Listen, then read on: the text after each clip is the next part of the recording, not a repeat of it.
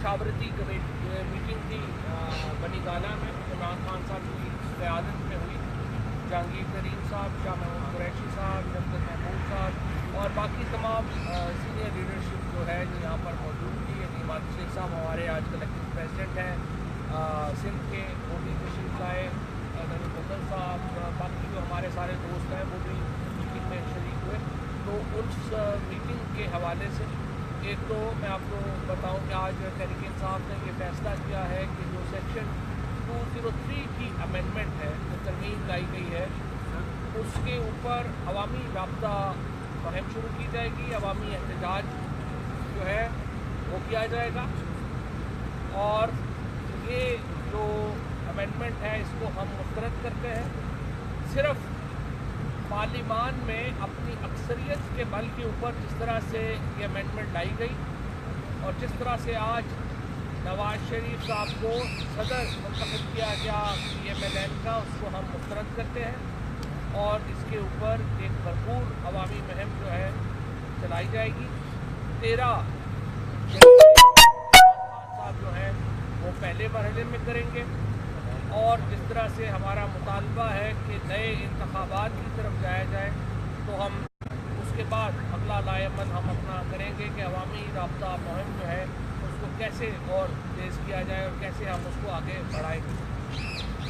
जहाँ तक आज के कुछ मामलात का ताल्लुक़ है जो मैं आपको अपडेट करूँ, बहुत आज हौसला अफजा खबर आई है और हम खुशामदीद कहते हैं जो आज इस्लामाबाद हाई कोर्ट ने इसहाक डार के फ़र्द जुर्म के ख़िलाफ़ जो पिटीशन दायर की गई उसको मुस्तरद किया।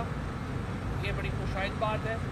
इससे एहतसाब के अमल को तक़वियत मिली है और कल अब इसहाक डार की जो पेशी है उस पर जो गवाहान हैं उनके ऊपर शिरा और उनका बयान कलमबंद होना है और ये हम समझते हैं कि एहतसाब के अमल में एक बड़ी कामयाबी है कि पाकिस्तान के सबसे बड़े मनी लॉन्ड्रर के ख़िलाफ़ अब मामला जो है वो एविडेंस स्टेज के ऊपर आ गया है और यही हम समझते हैं कि मामला नवाज शरीफ और उनके जो फैमिली है उनके साथ भी अब आगे जो है वो होना है।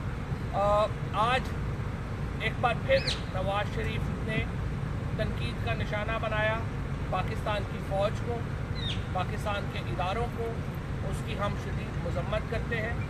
हमने देखा कि किस तरह से 500 चोरों ने मिल के अली बाबा को अपना सरदार बनाया। आप अंदाज़ा लगाएं कि आज जो एक चोरों का इज्तिमा हुआ कन्वेंशन सेंटर में, हमारे और आपके पैसों से, टैक्स पेयर के पैसे से ये महफिल सजाई गई और हमारे और आपके टैक्स पेयर के पैसे खाने वाले को अपना सरबराह मुकर्रर कर लिया गया। यानी अजीबोगरीब ये मामला है कि आपके ऊपर इल्ज़ामात हैं कि आप 300 अरब रुपया 16 कंपनीज की मदद से मनी लॉन्डर करके बाहर ले गए हैं। आप उनका जवाब नहीं दे पा रहे। 134 दिन ये केस चला, 64 दिन JIT आई, आप किसी सवाल का जवाब नहीं दे सके। आप सवाल पूछने निकल पड़े हैं और आप पूछ रहे हैं कि आपको क्यों निकाला। आपको इसलिए निकाला कि आप उनमें से किसी सवाल का जवाब नहीं दे पाए। आप ये नहीं जवाब दे पाए कि बेटे के पास 600 करोड़ रुपए का घर लेने के पैसे कहाँ से आए।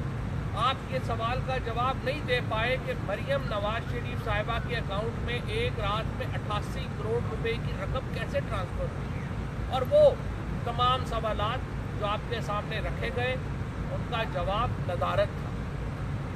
अगर आप इमरान खान की 38 पेशियों को देखें, उनका केस आपके केस से बड़ा मुख्तलिफ था। इमरान खान ने एक दिन उन्होंने पब्लिक ऑफिस होल्ड नहीं किया और उन्होंने अपने 40 साल पुरानी बैंकिंग ट्रांजैक्शंस, आज जिस तरह चीफ जस्टिस साहब ने कहा और जस्टिस उमर अता बंदियाल साहब ने और जस्टिस फैसल अरब साहब ने रिमार्क्स किए और बात की, 40 साल पुराना इमरान खान ने एक एक ट्रांजैक्शन आपकी सुप्रीम कोर्ट के सामने पेश की। हालांकि वो एक दिन भी उन्होंने पब्लिक ऑफिस नहीं संभाला। जो इमरान खान के खिलाफ मुकदमा है वो आज ख़त्म हो गया। جو عمران خان کے خلاف حنیف عباسی نے PMLN کی طرف سے جو مقدمہ دائر کیا تھا اس کا آج اختتام ہو گیا. اور آپ دیکھیں کہ کس طرح عمران خان نے ایک ایک سوال کا جواب دیا ہے اور بینکنگ ٹریل فراہم کی ہے. آپ کی طرح قطری خط لا کے پیش نہیں کیے, آپ کی طرح ایک جھوٹوں کی داستان نہیں سنائی آ کی کہ فرق ہوتا ہے جب پیسے حلال کے ہوں اور جب پیسے حلال کے نہ ہوں. آپ کے پاس حساب ہوتے ہیں اور آج جس طریقے سے وہ کیس بھی ختم ہوا ہے اس کی بھی ہمیں بڑی خوشی ہے کہ اس طرح سے یہ مقدمہ جو ہے وہ اپنے اختتام کی طرف بڑھا ہے. تیسری اہم بات جس کے اوپر آج جو ہے وہ بات چیت آگے جانی ہے وہ ہے کہ جس طریقے سے PMLN ایک مسلسل اور ان کے اسپیشلی یہ جو چور ہیں جنہوں نے آج الیکٹ کرایا, یعنی آپ ستم ظریفی دیکھیے کہ نواز شریف کا اسٹیٹ سیکرٹری سعد رفیق ہے.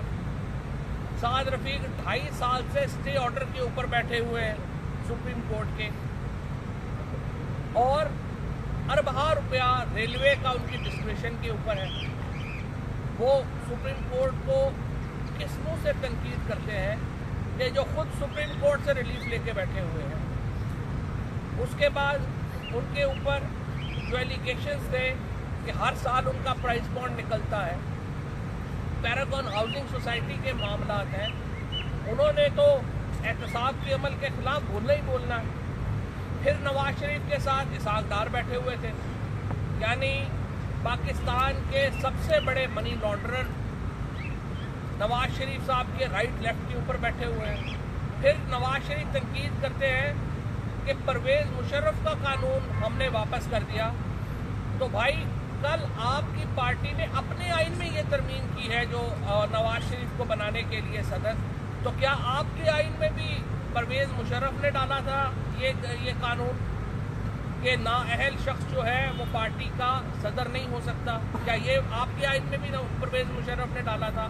اور پھر زاہد حامد اسٹیج پہ بیٹھے ہوئے ہوں, امیر مقام اسٹیج پہ بیٹھے ہوئے ہوں, ماروی میمن, دانیال عزیز, طارق عظیم, یہ تمام لوگ آپ کے دائیں بائیں اوپر نیچے بیٹھے ہوئے ہوں, تو پرویز مشرف کے قانون کے اوپر تنقید جو ہے وہ تو سمجھ سے بالاتر ہے.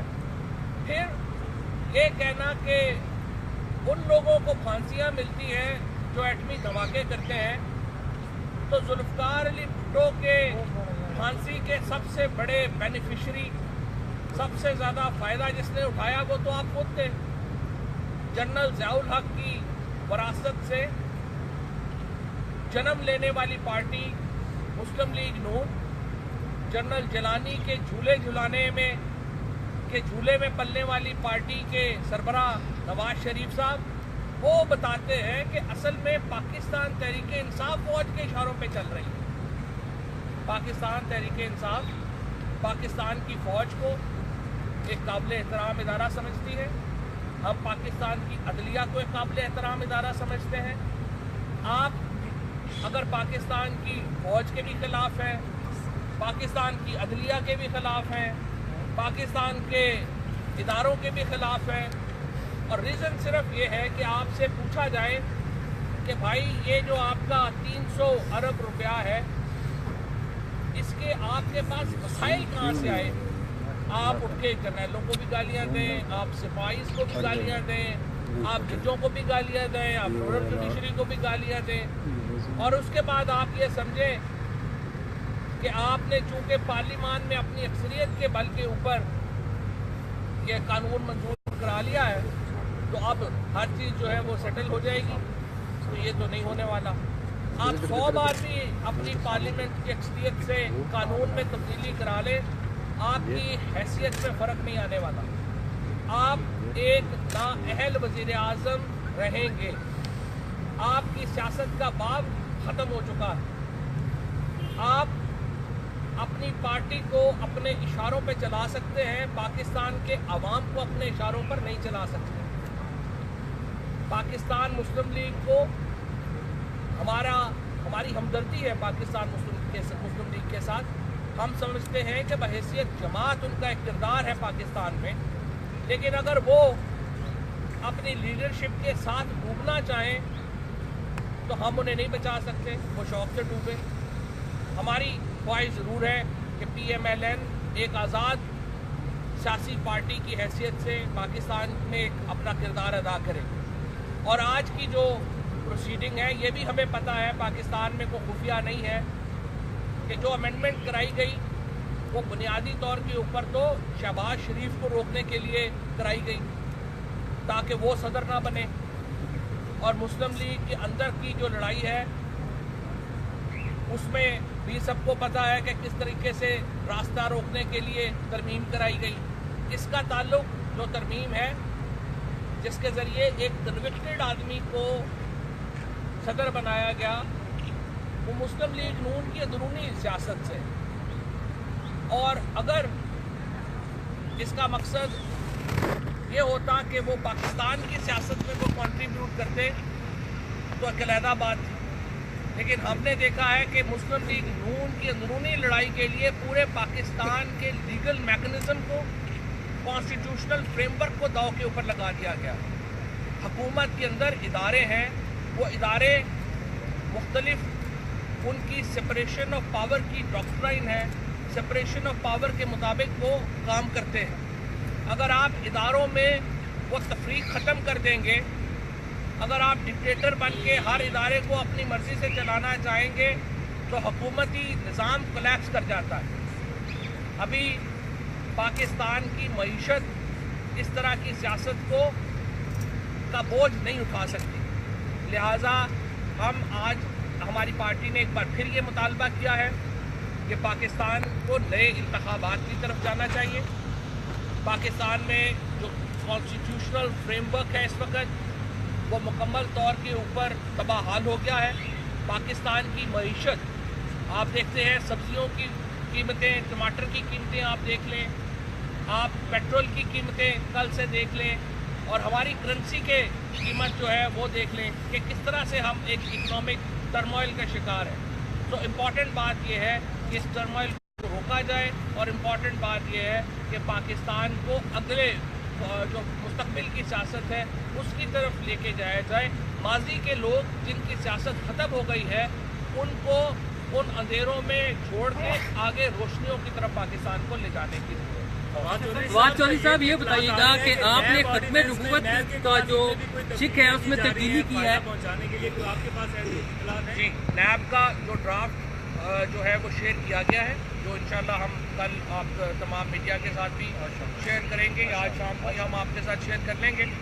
उसमें जो तब्दीलियाँ की गई हैं वो बहुत बुनियादी हैं और उनको हमने मुस्तरद किया है। उसकी वजह क्या है, इसमें कहा गया है कि नैब कोर्ट्स को ख़त्म कर दिया जाए। नैब का नया कानून जो है वो ये तजवीज़ देता है कि नैब कोर्ट्स को ख़त्म कर दिया जाए और नैब के मुकदमात जो हैं वो आप एडिशनल सेशन जजेस को भेज दें। इसके साथ साथ जो नैब के चेयरमैन का जो स्ट्रक्चर है उसको तब्दील किया गया है, नैब के अपने स्ट्रक्चर को तब्दील किया गया है, और इसमें बिल्कुल आप समझें कि नवाज शरीफ के केसेस को सामने रख के नैब का एक नया फ्रेमवर्क बनाया गया है। उसको हम बिल्कुल मुस्तरद करते हैं। उसके ऊपर हम आज आपके साथ वो नैब का लॉ शेयर भी करेंगे। कल उसके ऊपर मीटिंग है, कल जो है वो नैब के कानून के ऊपर पर्टिकुलरली मैं जा रहा हूँ। फवाद चौधरी साहब, खत्म नबूवत की शिक जो ख़त्म की गई है, उसमें तरमीम की गई है, उस पर आप लोग नहीं बोले, इसकी क्या वजह है? क्या आप उस कानून को कुछ अहमियत नहीं देते? अच्छा, पहली बात यह है,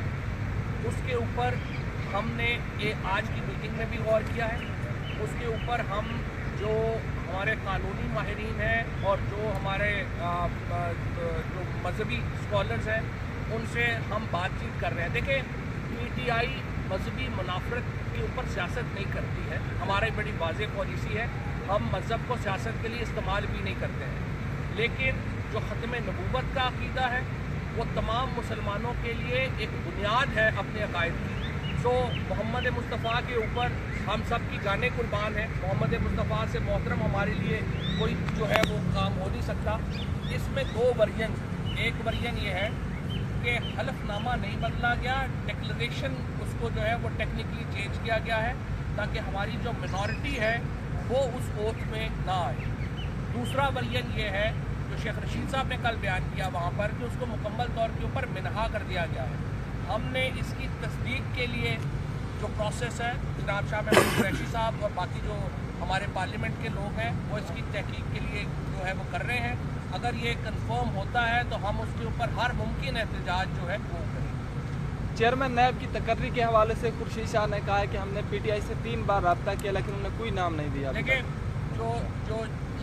जो ये नैब का लॉ है उसको ही वो बिल्कुल उसको तो ख़त्म कर रहे हैं, तो नैब के चेयरमैन की फिर क्या हैसियत रह जाएगी। पहले जो तमाम पॉलिटिकल पार्टीज़ हैं उनके लिए इम्पॉर्टेंट है कि वो नैब के कानून के ऊपर एक इत्तफाक राय पैदा करें। अगर नैब के कानून में उन्होंने बुनियादी तब्दीलियाँ लानी है और उसमें हमारी मुशावरत को वो नहीं मानते हैं तो फिर एक ऐसे नैब के चेयरमैन को लाने का जिस तरह से पहले वो अपनी मर्ज़ी से ले आए थे अब फिर अपनी मर्ज़ी से ले आएंगे, इसके ऊपर फिर सारी पार्टियां कहेंगी कि जी हमें इसके ऊपर एतमाद नहीं है। तो ये तो तमाम पार्टीज़ का काम है और ख़ुसूसन हुकूमत का काम है कि इसके ऊपर एक कंसेंसस पैदा करने की कोशिश करें और एक ऐसी तब्दीलियाँ लाएँ जिनके ऊपर तमाम पार्टीज़ जो है वो मुत्तफ़िक़ हैं। अच्छा, आपके कल तहफ़्फ़ुज़ात भी सामने आए थे इसके ऊपर, इलेक्शन बिल 2017 के ऊपर। ये बताइएगा, सेनेट से हुआ, कौमी असम्बली से हुआ, आज नवाज शरीफ जो है वो सदर भी बन गए पार्टी के। अब आपके पास ऑप्शन क्या बचे हैं? पार्टी में क्या चैलेंज करेंगे? जी बिल्कुल, हमने चैलेंज करने का फैसला कर लिया। जिस तरह कल इमरान खान साहब ने यहाँ पे बताया था, उसके लिए एक लीगल कमेटी जो है वो तश्कील दे दी गई है और उसके सिंध हाई कोर्ट में ये चैलेंज हो चुका है, उसमें जो है वो आ रहा है और इस्लामाबाद में हम इसके ऊपर लीगल कमेटी तश्कील दी है हमने। उसके ऊपर हमारे जो वकला है वो बैठे हैं। कल से जो एक केस जैसा कि आपको पता है जहांगीर तरीन साहब का शुरू होना है, कल से और परसों के बाद इंशाअल्लाह ताला यहाँ पर ये कानून जो है इसको भी हम चैलेंज कर देंगे इस्लामाबाद हाई कोर्ट में या सुप्रीम कोर्ट में, जिस तरह का भी वकला ने मसला। ठीक है।